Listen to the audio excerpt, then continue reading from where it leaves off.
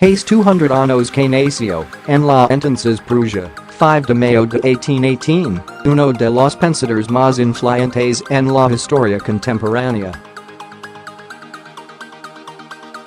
Su concepción de la realidad, sus tesis políticas, su análisis social, hoy, enfrentan una revalorización luego de que, tras la caída de la URSS, se pensaron superadas. Este trabajo entregado al proceso es una relectura de las categorías marxistas, a través de un libro fundamental sobre el tema, La fábrica del hombre endeudado. Ensayo sobre la condición neoliberal, del filósofo italiano Maurizio Lazzarato.Rodolfo Palma, ensayista, narrador y dramaturgo mexicano, sintetiza, el poder de la economía no se halla en el comercio, ni siquiera en la producción, sino en las finanzas, y es un poder sobre todo político.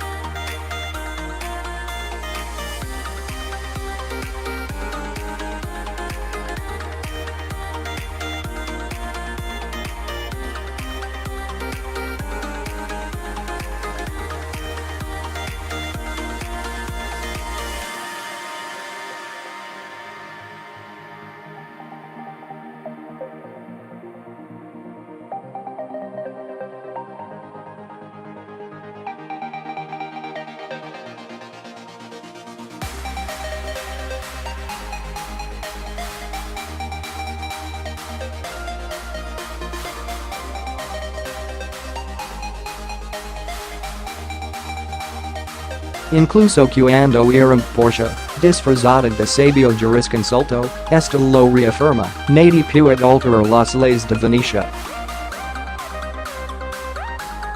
Sería una cosa de ruina para el Estado. Esa erupción provoca dos giros en la situación. Primero, el literario, el contrato firmado entre el acreedor y el deudor es literalmente una libra de carne, así que de con ella una gota de sangre una vez cortada implicaría un atentado contra Antonio. Bien por ello, pero solo el público de 1596 puede esperar y aceptar un segundo giro, el de la justicia política, el del castigo a la usura y al extranjero que ha pretendido dañar a un ciudadano veneciano y, como si realmente Shylock lo hubiera hecho, se le impone una pena que incluye la pérdida de la mitad de su inmensa fortuna. Aplausos, finales del siglo XVI. Y unas carcajadas. En el libro de Maurizio Lazzarato, 2011 en francés, traducido al inglés al año siguiente y al español en 2013, no hay aplausos, menos risas, y los términos, aunque persisten, la deuda impagable, el gobierno que juzga, la relación acreedor-deudor, el resultado de su interacción se invierte.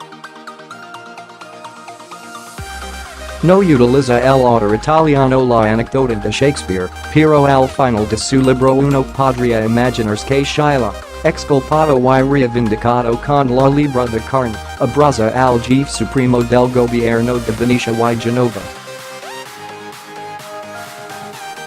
En el mercader, el gobierno protegió el deudor y castigó al acreedor, al que incluso tipifica como extranjero. En el hombre endeudado, el gobierno no podrá hacer mucho por aquel si es que quiere protegerse de sí mismo, accuse los gobiernos están endeudados. Como señala Lazzarato en su siguiente libro, Gobernar con deuda, la deuda disciplina gobiernos. Los acreedores imponen reformas y transforman los sistemas democráticos en autoritarios.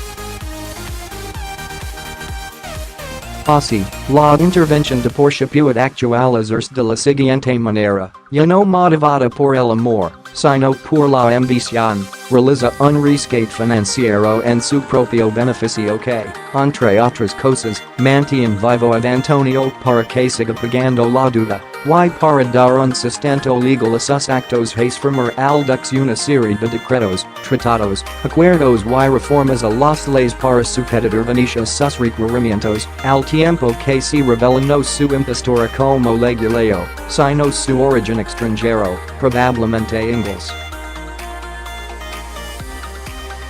3. Lazzarato retoma los comentarios a James Mill de Marx para fundamentar la relación entre deudor y acreedor.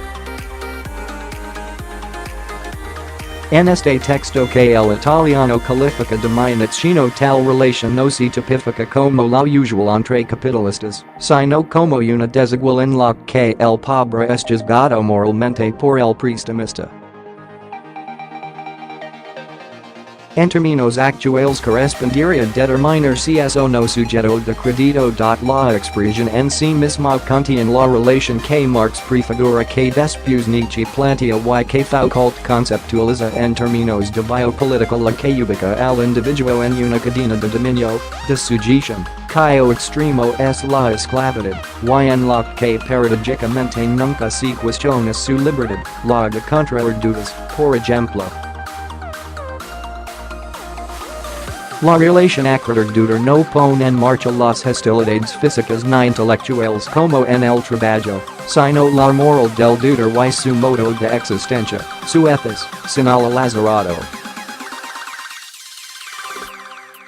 Pareciera según Marx que en el sistema del crédito la autoimaginación ha desaparecido y que el hombre tiene de nuevo una relación más humana con el hombre.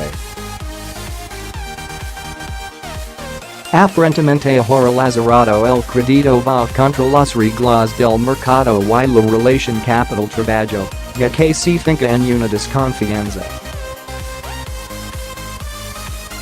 Sin embargo, concluye Marx que la relación es todavía más ínfima y extrema porque su elemento ya no es una mercancía, el metal o el papel, sino la existencia moral, la existencia social, lo más profundo del corazón de hombre. Y porque bajo la apariencia de la confianza del hombre en el hombre reside la más gran desconfianza y completa imaginación.